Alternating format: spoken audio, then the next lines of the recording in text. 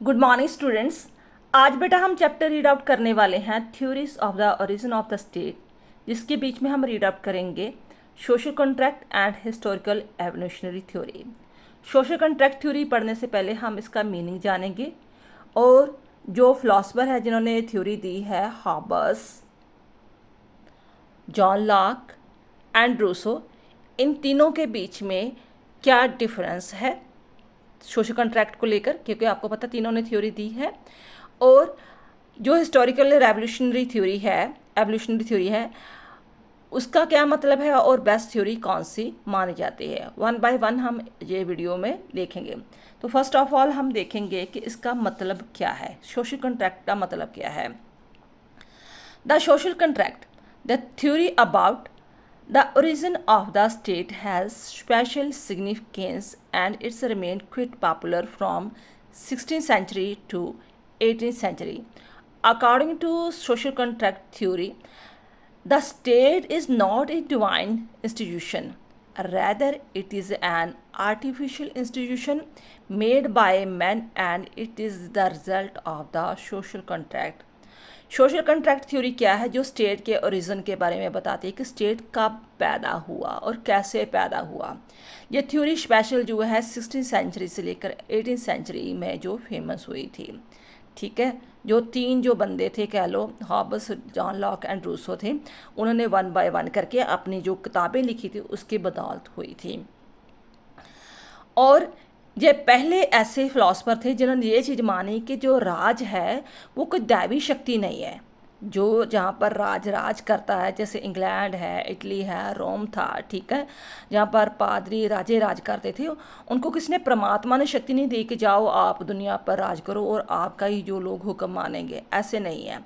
Actually जो राज है, जो देश है, वो आर्टिफिशियल इंस्टीट्यूशन है और लोगों ने इसे बनाया है। ठीक है, ये आर्टिफिशियल इंस्टीट्यूशन है और लोगों ने इसे बनाया है। किस प्रकार बनाया है, जब लोगों ने खुद मिलजुल कर समझौता किया था। समझौते में क्या शर्तें थी, कैसे वो पावर दे रहे थे राजे को, ठीक है, ये तीनों के अलग अलग विचार हैं। तो इनकी जो तीन किताबें हैं, तीनों विद्वानों की अलग अलग किताबें, जिसके बारे में, जिस किताबों में सारी थ्योरी का बारे वर्णन किया सोशल कॉन्ट्रैक्ट में। जैसे हॉबस ने लेवियथन के जो बुक लिखी है, उसके बीच में एक इमेजिनेशन की है कि पहले नीचे स्टेट में लोग कैसे रहते थे, बाद में कैसे राज बना।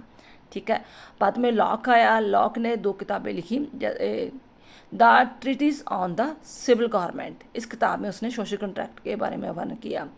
देन आफ्टर बाद में रूसो आया, उसकी किताब का नाम ही सोशल कॉन्ट्रैक्ट था। फॉर दिस रीज़न ये थ्योरी का नाम ही सोशल कॉन्ट्रैक्ट पड़ गया, क्योंकि जो पिछले दो विद्वान थे वो भी सेम ही थ्योरी दे रहे थे। जो प्रोसेस था स्टेट का होंद में आना, ओरिजिन होना, वो मैक्सिमम सेम ही था। ये अलग बात थी कि नेचर वाली स्टेट में वो थोड़ा बहुत डिफरेंस वगैरह था। तो हम पहले इनका डिफरेंस देखते हैं कि हॉबस क्या कहता है स्टेट ऑफ नेचर में, जॉन लॉक क्या कहता है एंड रूसो क्या कहता है। इस तरह क्या होगा, अगर आप तीनों के अंतर बराबर पढ़ोगे तो आपको चैप्टर अच्छी तरह समझ में आ जाएगा, कोई कन्फ्यूज़न क्रिएट नहीं रहेगी। पहले जो हॉबस है वो स्टेट ऑफ नेचर के बारे में क्या बात करता है, वो कहता है कि according to him an individual is a selfish, unreliable by nature. There was a principle of might is right. कि आदमी जो था राज के होंद में आने से पहले कुदरती अवस्था में रहता था, जंगलों में रहता था, आदिवासी था, ठीक है ना, जैसे कबीले में लोग रहते हैं। तो जो वहाँ पर लोग रहते थे वो बहुत ही selfish, unreliable by the nature थे, यानी कि लड़ते झगड़ते रहते थे, उनमें माइट इज़ राइट वाली की बात थी। कहने का भाव, हॉबस के अकॉर्डिंग नेचर ऑफ स्टेट जो बिल्कुल भी अच्छी नहीं थी, बहुत ही उनका जीवन जो नर्क भरा हुआ था। लेकिन इसके बिल्कुल ऑपोजिट जो जॉन लॉक है वो क्या कहता है, वो कहता है कि according to Locke there was a peace, security, cooperation and freedom in the state of nature. State of nature में लोग बहुत अच्छी ज़िंदगी व्यतीत करते थे, शांति थी, सिक्योरिटी थी, कॉपरेशन था, फ्रीडम था। फिर आपके मन में क्वेश्चन आएगा कि अगर यही था तो फिर उनको सोशल कॉन्ट्रैक्ट क्यों करना पड़ा, सामाजिक समझौता करके उसे राज को पैदा क्यों करना पड़ा, वो भी हम आगे देखेंगे। लेकिन ये डिफरेंस देखो इन दोनों में, तीनों में। हाबस कहता है कि नहीं, नेचर ऑफ स्टेट में आदमी की ज़िंदगी बहुत नर्क भरी थी। जॉन लैक कहता है कि नहीं, ज़िंदगी बहुत अच्छी थी। तो रूसो रूसो क्या कहता है? According to Rousseau, the man lived the life of a noble Swede. He had self-sufficient, fearless and free life. This was the golden age. जो रूस है वो भी लॉक की तरह थोड़ा जा मिलती जुलती बात करता है कि जो नेचर ऑफ स्टेट की लाइफ थी वो बहुत ही अच्छी सी, उसे नॉबल ऑफ स्वेज जहाँ गोल्डन एज कहता है। कहने का भाव कि तब लोग बहुत भोले भाले थे, कोई रीजनिंग पावर वगैरह नहीं थी, तो लोग बहुत थोड़ी थोड़ी चीज़ों से ही सेटिस्फाइड हो जाते थे, फियरलेस लाइफ व्यतीत करते थे, सफिशिएंट लाइफ व्यतीत करते थे। आपने ऐसी लाइनें लिखनी है, ये थोड़ा थोड़ा अंतर है। दूसरा बाद में अंतर आया nature of the social contract. ये तो आ गया था स्टेट ऑफ नेचर में जो जीवन व्यतीत कैसे करते थे, अब उनको सोशल कंट्रैक्ट करने की ज़रूरत क्यों पड़े? हाबल कहता है क्योंकि हमें पता है कि जो लाइफ थी मनुष्य की लाइफ बहुत ही घटिया थी, ठीक है, वो खुश नहीं थे। Because people were fit unhappy, they get rid of that life and enter into the social contract and form the state. क्योंकि लाइफ बहुत ही जो अनहैप्पी थी, फॉर दिस रीज़न उन्होंने जो कि नेचर वाली लाइफ को छोड़ दिया, सामाजिक समझौता किया और एक स्टेट को बना दिया। तो इसके बिल्कुल उल्ट जॉन लॉक क्या कहता है? An individual lived good life in the state of nature, but slowly and slowly with the passage of time his life became bad and in order to get rid of that life the individual into contract and form the state। हमें पता है कि law कहता है कि पहले life बहुत अच्छी थी, लेकिन धीरे धीरे क्या हो गया, उसकी लाइफ जो ऐसी थी वो धीरे धीरे ख़त्म होने लगी, ठीक है, लाइफ जो थी बहुत ही बुरी बनने लगी। तो फॉर दिस रीज़न उन्होंने जो गेट रिड किया उस समाज को, नेचर ऑफ स्टेट को, और सोशल कंट्रैक्ट करके स्टेट को बना लिया। तो रूसो क्या कहता है इसके बारे में?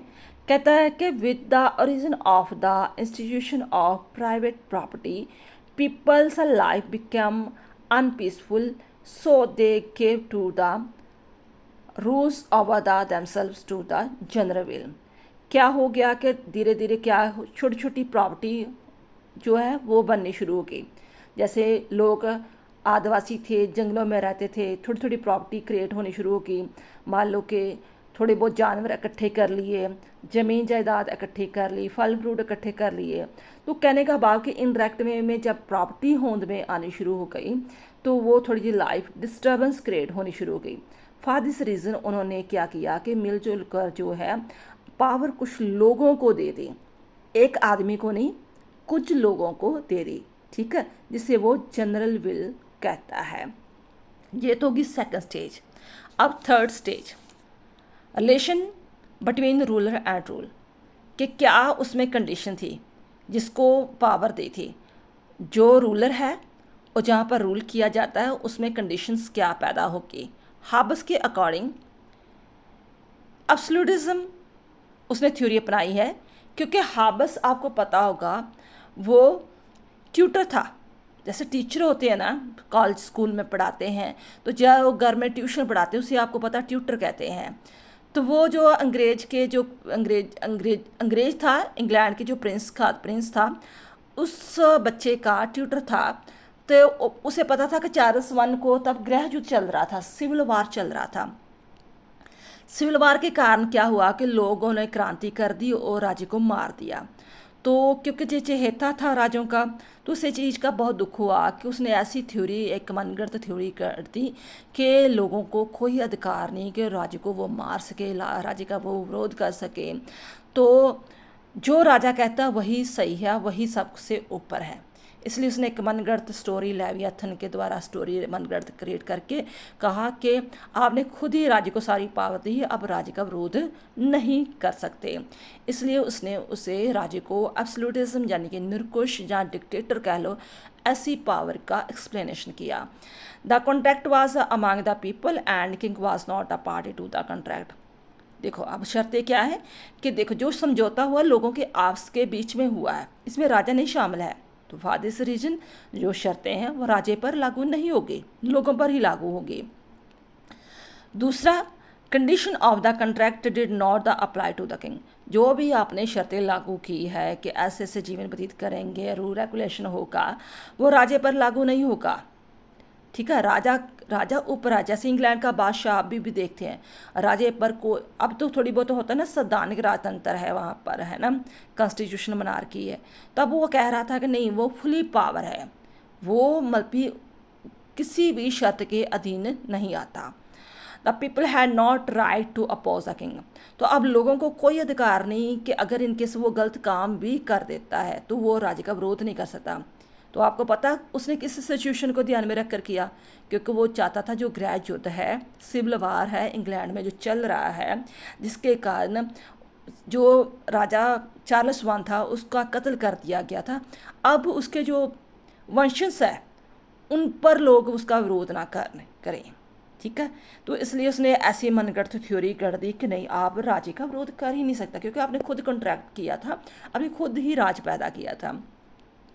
The power of the king will be unlimited. राजे के पास अनलिमिटेड पावर, आप उसका विरोध नहीं कर सकते। ठीक है, जितनी मर्जी पावर यूज़ करे जे हाबस के अकॉर्डिंग, क्योंकि एब्सोल्यूटिज्म पावर दे रहा है राजे को।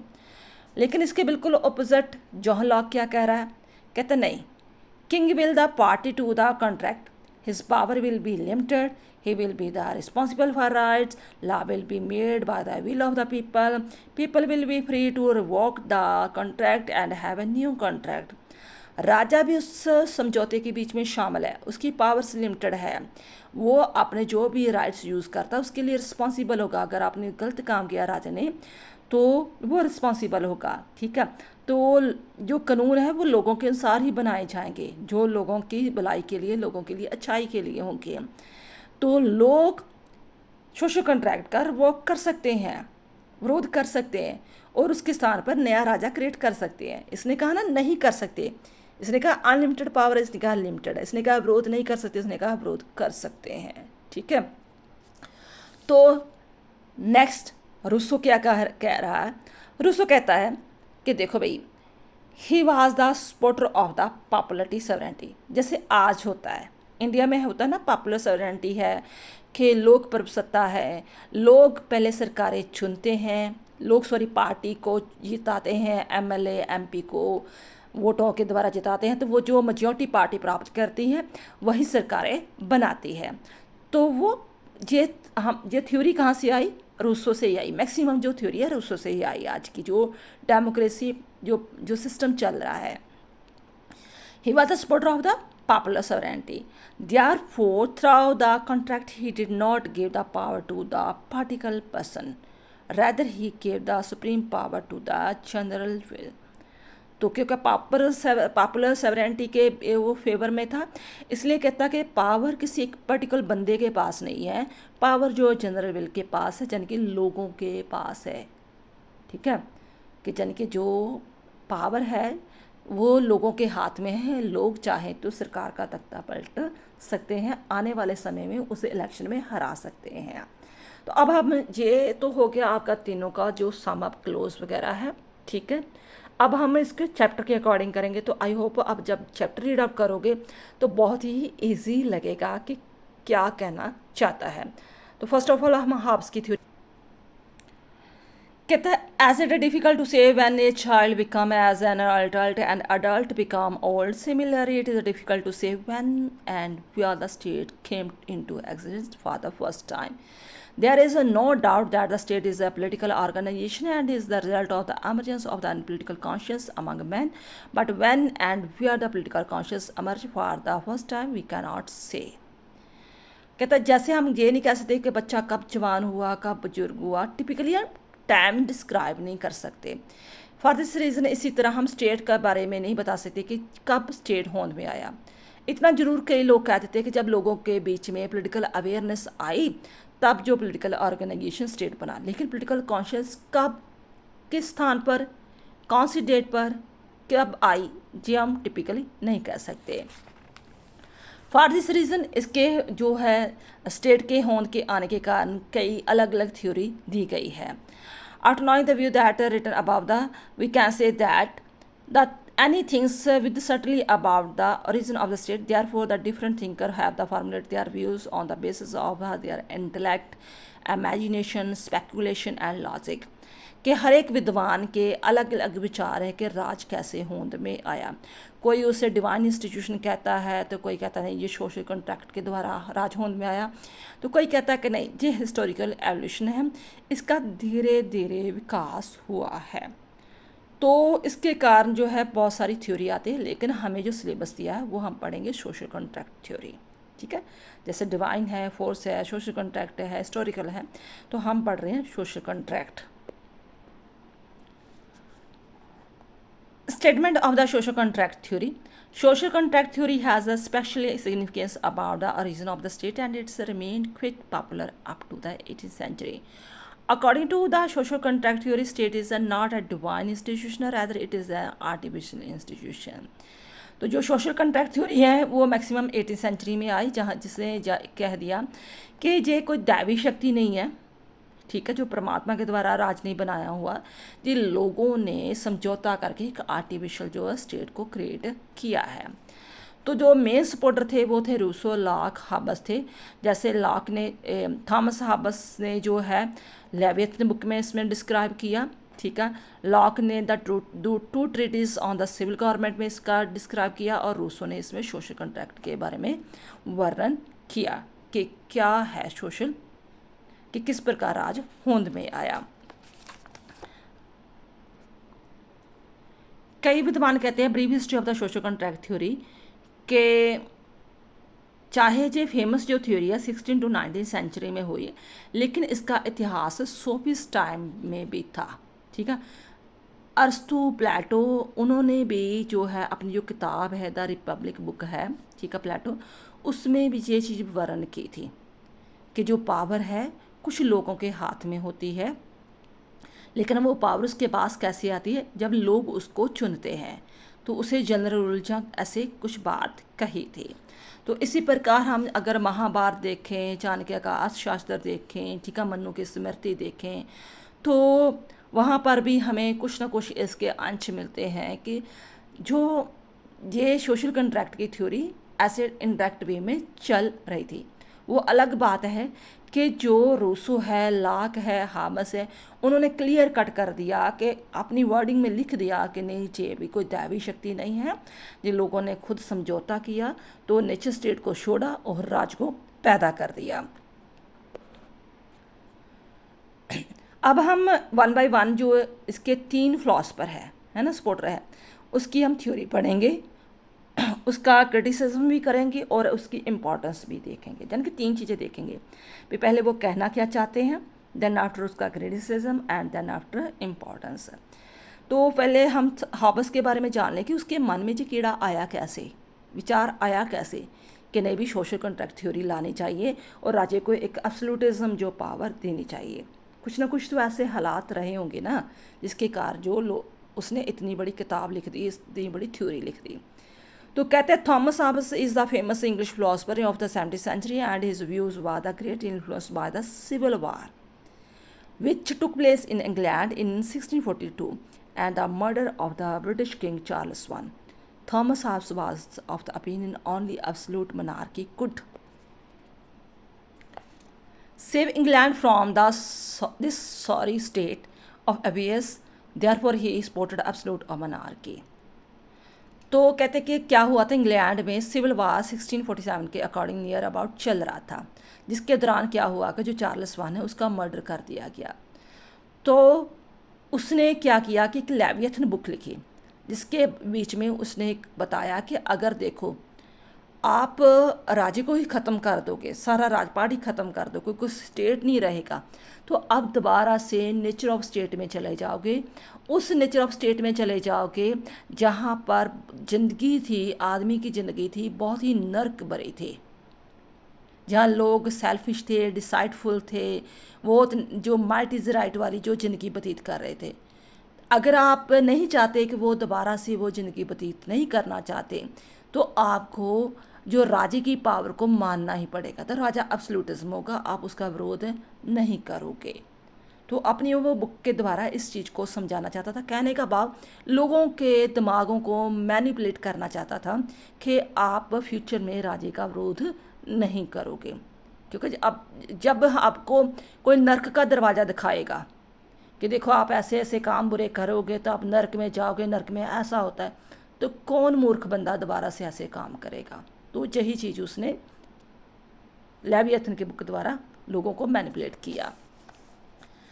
कहता है कि अकॉर्डिंग टू हार्मस, in order to get rid of the violent, poor, solitary, nasty, brutish and short life of the status of nature, the people had enter into the contract as a result of which the state was born. क्योंकि हार्मस कहता था कि वहाँ की life बहुत ही घटिया थी, वायलेंट, पुअर, सॉलिटरी, नेस्टी लाइफ थी, तो उस लाइफ को छोड़कर ही लोगों ने सोशल कॉन्ट्रैक्ट करके राज को होंद में लिया था। तो बाद में उसने पावर जो थी वो एक टिपिकली बंदे को दे दी, तो वही अब एब्सोल्यूटिज्म है। इनफैक्ट हार्मस was the tutor of the British king Charles second. देखो चार्ल्स वन का मर्डर कर दिया था, चार्ल्स सेकंड का वो ट्यूटर था। And he was in favour of the giving absolute power to statute kings. तो उस टाइम के जो राजे थे उनका वंश होता था सेट्यूट, ठीक है।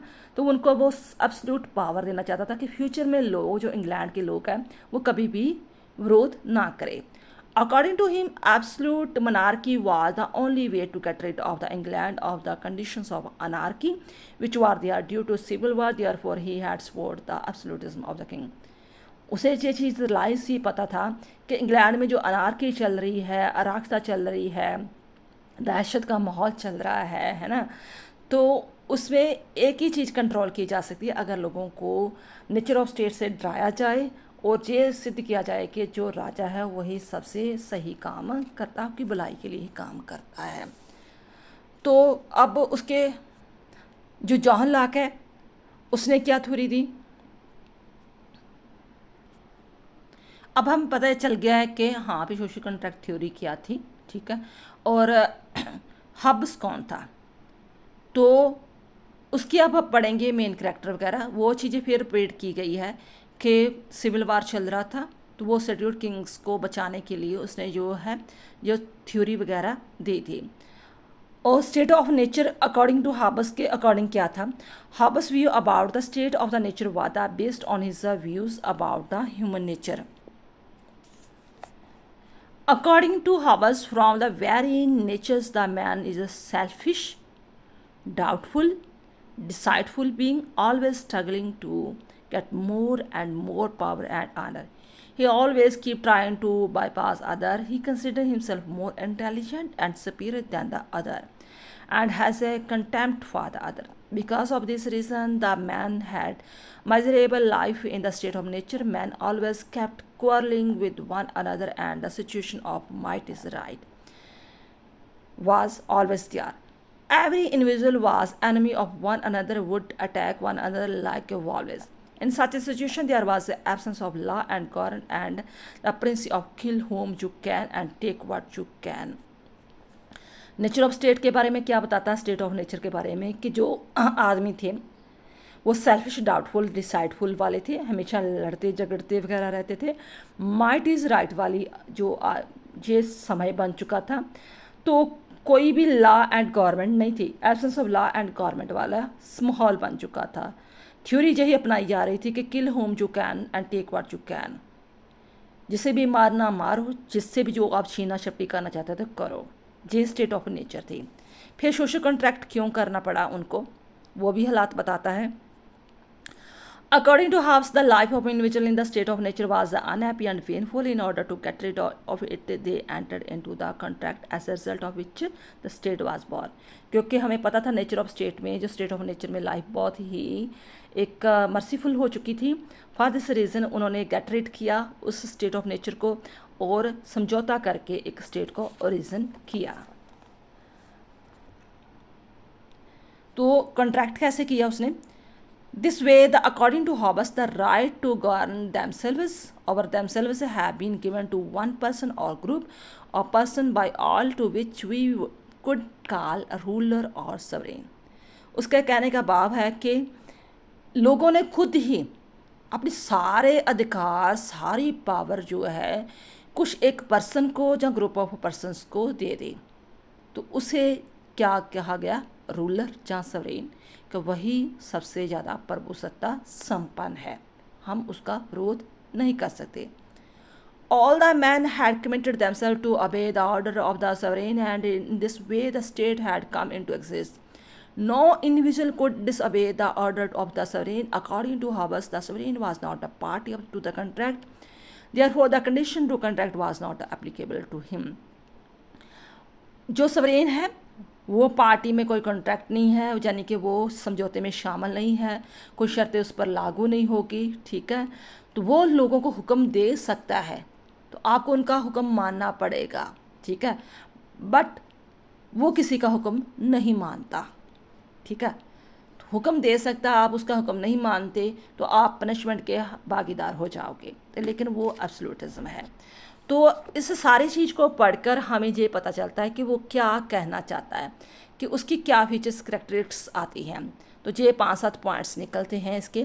पहली बात तो ये कि sovereign was not a party to contract, जो प्रभुसत्ता संपन्न है, कह लो चार्ल्स सेकंड है, वो यानी कि समझौते के बीच में शामिल नहीं था। According to Hobbes, the contract was made by the people among themselves, and they had an interest, the power to rule over the unconditions to sovereign or ruler. This way, the conditions of the contract was not applicable to ruler, and rather was completely free of these. समझौता लोगों ने आपस के बीच में किया था, राज्य के बीच में नहीं किया, राज्य के साथ नहीं किया। फॉर दिस रीजन कोई भी कंडीशन राज्य के ऊपर लागू नहीं होगी। Supremacy of the sovereign. Since the ruler of the sovereign was not a party to the contract, and the conditions of the contract were not applicable over him, therefore he was the supreme. He could give order to all living in the state, and everyone was bound to obey his order. क्योंकि हमें पता वो किसी party में बीच में शामिल नहीं था, इसलिए उसमें कोई शर्तें नहीं लागू होते, बट वो सभी को हुक्म दे सकता है, तो सभी उसके हुक्म को मानने के लिए पाबंद है, बाउंड टू अबे है। जो उसका हुक्म नहीं मानेगा, उसे डिसअबे करेगा, तो वो पनिशमेंट का भागीदार होगा। The people had no right against the sovereign. People had no right against the sovereign, rather it was their duty to follow his order blindly. लोगों का कोई भी अधिकार नहीं है कि वो राजे का विरोध कर सके। इसलिए कहा गया क्या था ना, क्योंकि चार्ल्स वन की उन्होंने एक मर्डर कर दिया था सिविल वार के दौरान। अब लोगों को पूरी तरह डराया गया कि आपके पास कोई राइट ही नहीं है कि आप राजे का विरोध कर सको, ठीक है। तो वो एक टारेंट है, एक डिक्टेटर है, आप उसे चेंज वगैरह नहीं कर सकते। The contract was irrevocable. जो समझौता कर दिया था आपके पूर्वजों ने, जब आप आदिवासी थे, आप जंगलों में रहते थे, नेचर ऑफ स्टेट में, वो अब चेंज नहीं होगा, ठीक है। According to how the contract was irrevocable, to break the contract was to go back to state. देखो, अगर आपने समझौता तोड़ा तो इट मीन्स आप दोबारा नेचर ऑफ स्टेट में जाओगे। तो नेचर ऑफ स्टेट की तो उसने इतनी बद्दी तस्वीर क्रिएट की है कि वहाँ पर लोग लड़ते झगड़ते, एक जंगली जानवरों की तरह रहते थे, जीवन तरह तरह का रहा था।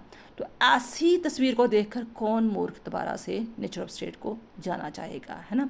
तो ये भी बात उसने क्लियर कट कर दी कि ये नहीं कि आपके जो पूर्वजों ने समझौता किया तो वही ख़त्म हो गया, है ना। ये जनरेशन टू जनरेशन चलता रहेगा, आगे वाली पीढ़ियाँ भी इस चीज़ को मानेंगी, ठीक है। Permanent standard of all rights except the right of the self defence.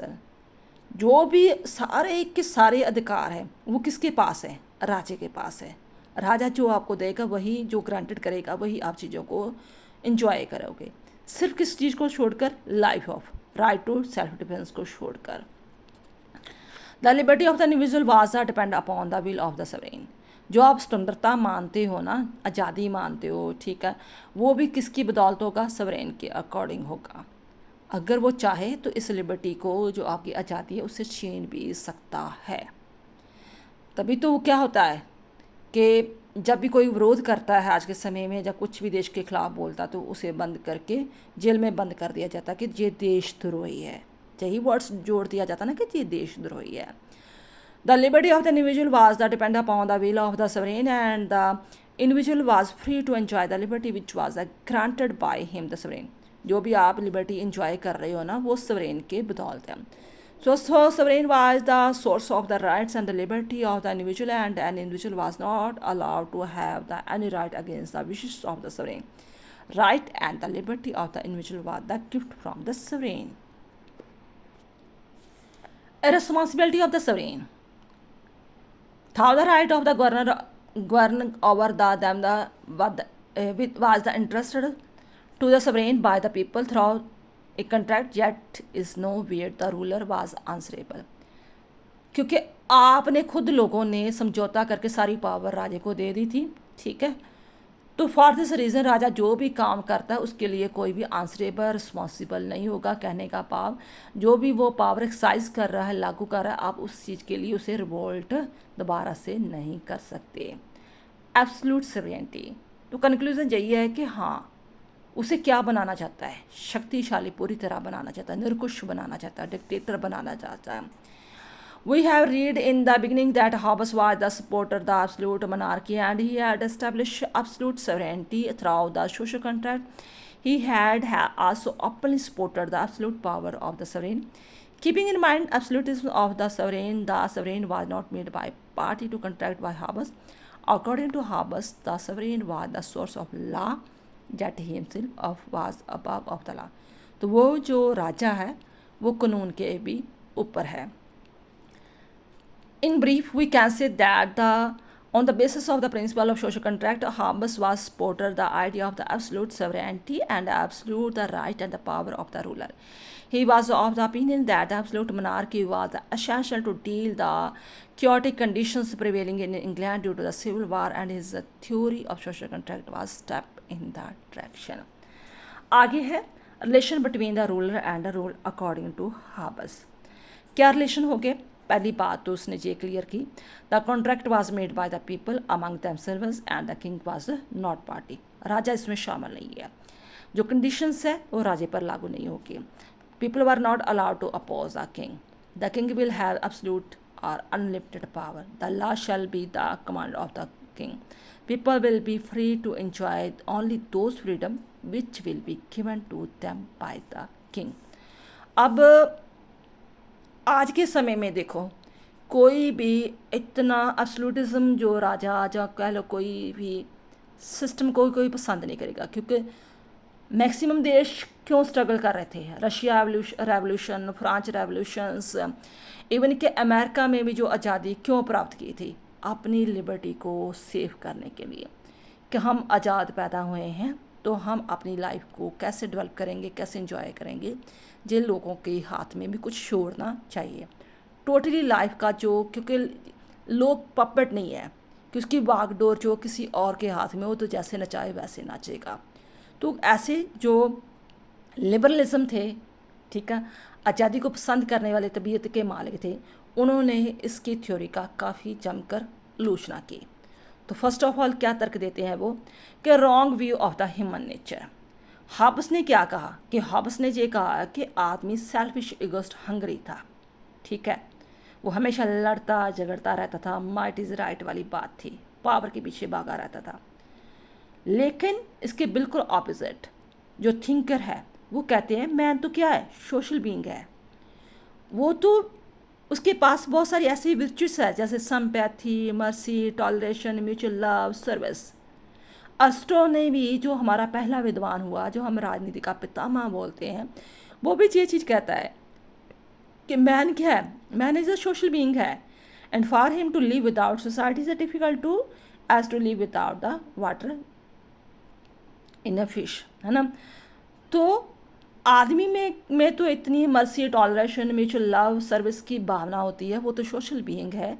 तो आप क्लियर कट कैसे देखो, टोटली उस टाइम के जो जनरेशन थी, आदमी थे, वो स्वार्थी और सेल्फिश थे। ये बात भी सुटेबल या प्रूफ नहीं होती। Second, contract is not a possible without two party. हमें पता है जब हम समझौता करते हैं तो दो पार्टीज होने चाहिए, है ना, कि दो चीज़ों के बीच में होना चाहिए। मान लो कि मैं अपने कॉलेज में बच्चों को पढ़ाती हूँ, बाद में कहती हूँ कि बेटा मैंने टेस्ट लेना है, बच्चे मानेंगे तो फिर ही मैं टेस्ट लूँगी ना। अगर बच्चे कह रहे हैं कि नहीं मैडम मुझे हमें चैप्टर अच्छी तरह समझ नहीं आया तो प्लीज़ हमें 1-2 दिन दे दीजिए, तो हम बाद में ये टेस्ट दे देंगे, तो फिर उस चीज़ को उसे मानना पड़ेगा। मैं ज़बरदस्ती तो नहीं ना कर सकती उस चीज़ को वगैरह। तो कहने का भाव कि कोई भी दुनिया की चीज़ होती है जो समझौता आता है, दो चीज़ों का सामना ही होना चाहिए। तो ये कैसे पॉसिबल हो गया कि लोगों ने आपस में समझौता करके सारी पावर एक बंदे को दे दी, है ना? तो राजा उसके बीच में शामिल ही नहीं, उस पर कोई समझौते की शर्त लागू ही नहीं हो रही। We know that the two parties are the session for the contract where according to Hobbes there was only one party to contract. The sovereign or ruler was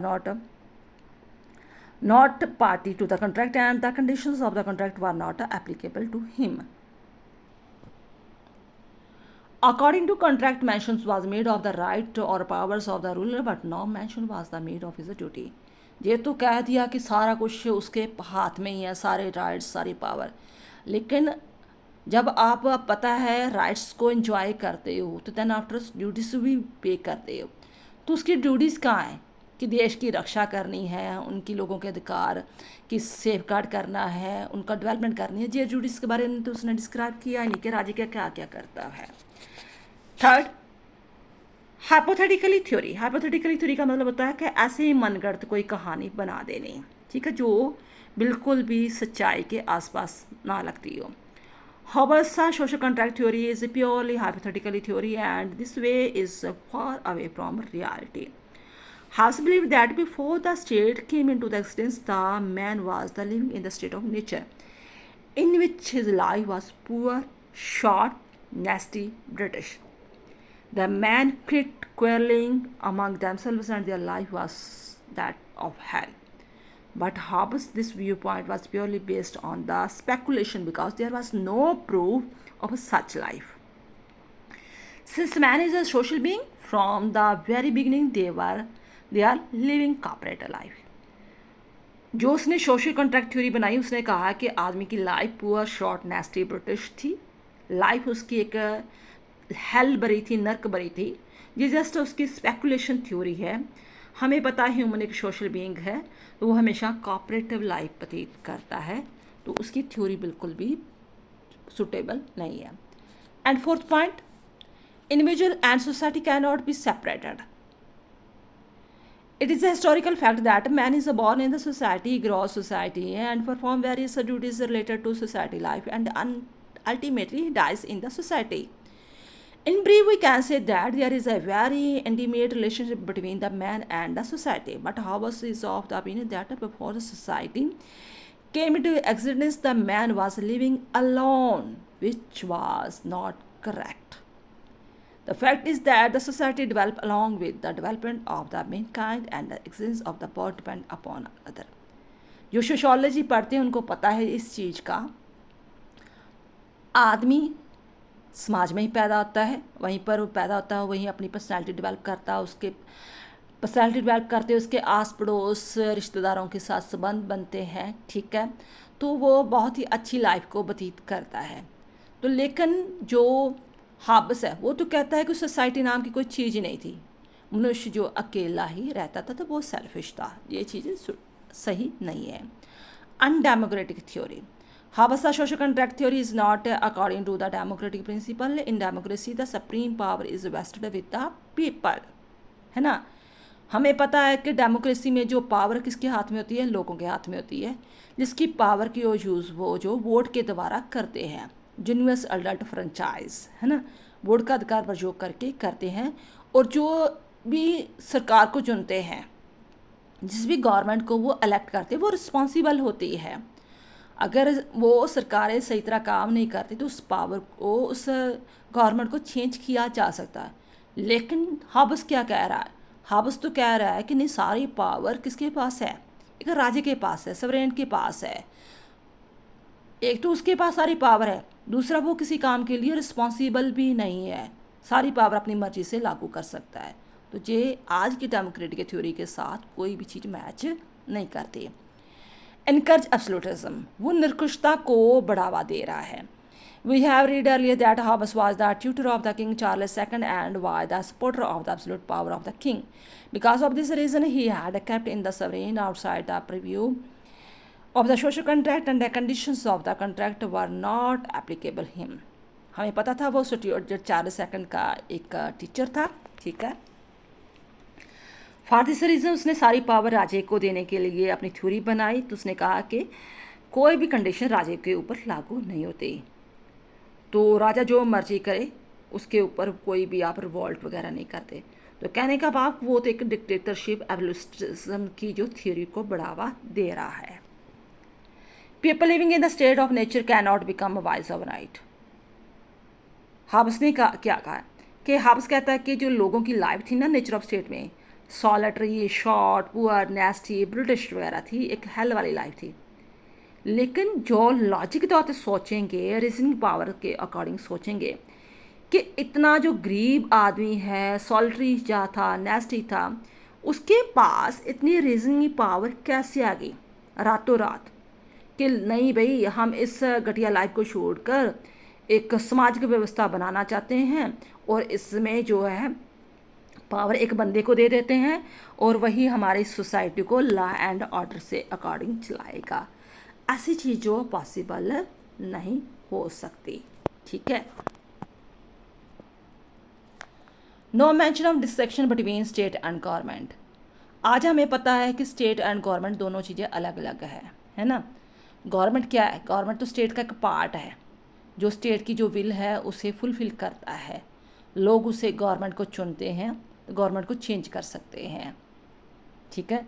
हमारे लोग के गवर्नमेंट के मेंबर ना हो लेकिन स्टेट के member होते हैं, दोनों चीज़ें अलग अलग है। लेकिन हाबस ने इन दोनों में कोई भी डिस्टिंक्शन नहीं किया। उसने कहा राजा ही सब कुछ है, राजा स्टेट है, राजा ही गवर्नमेंट है। तो no place for the individual liberty, liberty की तो बात ही नहीं कही। In the view of the Thomas Hobbes, there is no place for individual liberty, where liberty is essential for the development of the individual. God has the best in individual with the many qualities, but these qualities can develop by only if there is a proper environment for the development of these. हमें पता है कि भगवान ने इंसानों को बहुत सारी अच्छी जो है क्वालिटीज़ दी है। तो जो क्वालिटीज़ तभी जो डेवलप होगी अगर उसे अच्छा माहौल, वातावरण मिलेगा, थोड़ी आज़ादी मिलेगी, आज़ादी से अपना सोच सकेगा, अपने स्किल को इन्हांस कर सकेगा। लेकिन हाबस तो इस प्रकार की कोई बात ही नहीं करता। No importance is given to political sovereignty. Political sovereignty होता है बेटा, जैसे हम पोलिटिकल पार्टीज जो इलेक्शन लड़ती है ना, तो जो पॉलिटिकल पार्टी मेजॉरिटी हासिल कर देती है वही बाद में सरकार बनाती है। तो पॉलिटिकल सॉवरेनिटी जो है लॉ के पीछे होती है कि जब वो मान लो कि कॉन्स्टिट्यूशन है हमारा, लीगल सॉवरेनिटी की हो गया कॉन्स्टिट्यूशन, हमारे जैसे इंडियन का कॉन्स्टिट्यूशन है। कॉन्स्टिट्यूशन के बीच में जो हमें राइट्स दिए हैं, ड्यूटीज़ दी हैं, हमें कानून बने हैं, तो वो सिस्टमेटिकली कौन चलाएगा? पॉलिटिकल सॉवरेनिटी चलाएगी ना जो मेजॉरिटी पार्टी हासिल करके आई हुई है, तो वो लोगों के द्वारा चुनी जाएगी ना। तो उसने पॉलिटिकल सॉवरेनिटी को महत्ता कुछ दी नहीं, उसकी बात ही नहीं की। Hobbes has accepted the importance of the legal sovereignty. इसकी बात तो करता है कि लीगल सॉवरेनिटी है जिसे राजे को कहता है कि राजा ही सब कुछ है। Where he has not given the any recognisation to political sovereignty. After reading the view written above, we can say that with certainty that there were the many weaknesses in the Hobbes' social contract theory. He has depicted a wrong picture of the human nature. Man is a social being and he has developed while living in the society. But इसके बावजूद भी जो भी है, हर चीज़ में कुछ ना कुछ अच्छाई हमें ज़रूर मिल जाती है। अच्छाई ये है, देखो हमारे देश में भी जो इमरजेंसी पावर जो जिसे हम संकटकालीन शक्तियाँ बोलते हैं वो लागू होती है। कब लागू होती है? जब मान लो देश में अनारकी फैल जाए, बाहरी हमला हो जाए या कुछ भी है, तब क्या हमें एक एब्सोल्यूट पावर चाहिए, जो पावर सारी राष्ट्रपति या प्रधानमंत्री के हाथ में हो, तभी तो फाइनल डिसीजन होगा, सिंगल डिसीजन होगा। तो अगर वो ऐसी थ्योरी देखता ही ना, तो हम जो प्रभुसत्ता की बात करते हैं आज, कहते हैं ना जो स्टेट है, स्टेट के पास 4 तत्व होते हैं, गवर्नमेंट होती है, पॉपुलेशन होती है, टेरिटरी होती है, सॉवरेन होता है, उस बंदे की ही देन है। ठीक है, ठीक है, कुछ ना कुछ जरूर कुछ अच्छी बातें हैं, कहते हैं ना बुरी बातें छोड़ दो, अच्छी बातें को अपना लो। तो इम्पोर्टेंस पहले क्या है? पहली इम्पोर्टेंस ये तो लोगों ने पहले ये कह दिया था कि ये डिवाइन ओरिजिन स्टेट एक दैवी शक्ति है, परमात्मा के द्वारा बनाई हुई है। इस सिद्धांत को सेटबैक किया कि नहीं भी कोई ऐसी कोई भी परमात्मा के द्वारा बनाई हुई स्टेट वगैरह नहीं है। क्योंकि फॉरेन में क्या होता है, जो पॉप होते थे, जो उनके धार्मिक गुरु होते थे, वही सब कुछ चलाते थे। अगर आपने कभी ना कभी सुना होगा तो सुकरात को भी जहर का प्याला पीना पड़ा था। रीज़न क्या, वो पॉप कहते थे कि हमने जो कहा वही सही है, आप अपनी थ्योरी के अकॉर्डिंग कुछ बोल ही नहीं सकते, आप कह नहीं सकते कि धरती घूमती है या कुछ ऐसे वगैरह है। अगर आपने जो बने बनाए सिद्धांत को गलत ठहराया तो आपको फांसी की सज़ा हो जाएगी। तो वो डिवाइन रूल वगैरह चलता था, इस चीज़ को आप उसने रिजेक्ट किया कि नहीं भी स्टेट जो है लोगों के द्वारा बनाई हुई है, कोई डिवाइन थ्योरी नहीं है। सेकंड बात, Hobbes was greatly influenced by the conditions of the civil war going on in England, and he was of the opinion that the ends of the sorry state of the affairs, absolute sovereignty was needed. उसने जो एक idea दिया, देखो जब state में कोई anarchy फैल जाए, मान लो कि अब स्टेट कंट्रोल में नहीं आ रहा आपका देश, तो आप सवरेंटी पावर को यूज़ कर सकते हो, जैसे हम भी करते हैं, इमरजेंसी पावर को यूज़ करते हैं। चाहे डेमोक्रेसी कंट्री है तो यूज़ होती है जब लगता है कि कोई प्रॉब्लम क्रिएट होती है देश में। Third, Hobbes pulled the idea of legal sovereignty, उसने लीगल सवरेंटी की एक बात की। तो हमें पता है कॉन्स्टिट्यूशन जो होता है हमारा इंडिया का, वो लीगल सवरेंटी है कि जो कॉन्स्टिट्यूशन में लिखा है उसके अकॉर्डिंग आने वाले जो प्रधानमंत्री है, राष्ट्रपति है, राजे हैं, वो उसी के अकॉर्डिंग काम करेंगे। Hobbes So viewed that sovereign was the source of the right and the law was the rule. Also true, the rights and the law needed the approval of the sovereignty. उसने ये बात की थी कि जो rights है वो ऐसे नहीं है कि आपको पहले से मिले हुए हैं, राइट्स आपको वही मिलेंगे जो हमारे संविधान में लिखे हुए हैं, जो राजा देगा। तो ये भी बात बिल्कुल सूटेबल है। हम जो फंडामेंटल राइट्स इंजॉय करते हैं अपने देश में, 6 करते हैं ना, 7 तो देखो कट कर दिया प्रॉपर्टी का, तो वही राइट्स इंजॉय करते हैं जो हमारे कॉन्स्टिट्यूशन में लिखे हैं। कॉन्स्टिट्यूशन के बाहर हम कोई राइट्स को इंजॉय नहीं कर सकते। तो इसके अकॉर्डिंग फिर इसकी जो इम्पोर्टेंस भी है, तो कंक्लूजन अपने अकॉर्डिंग इसका निकाल देना। ये टॉपिक हो गया आपका कंप्लीट। नेक्स्ट हम करेंगे जॉन लॉक की थ्योरी। थैंक्स बेटा।